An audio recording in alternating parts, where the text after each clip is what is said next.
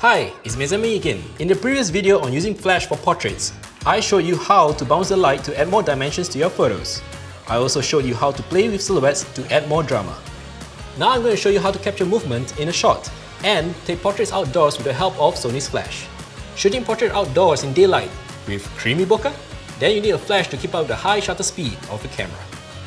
This can be enabled with a high-speed sync function on Sony's f60RM. The golden hour, say between 6 to 7 PM, is when the lighting is at its best. And that's why Sony's Flash comes in handy with its customizable buttons, which I use to adjust the HSS quickly before I lose the light. Cameras these days are capable of high-speed continuous shooting, so it's a big plus that Sony's Flashes can keep up the speed.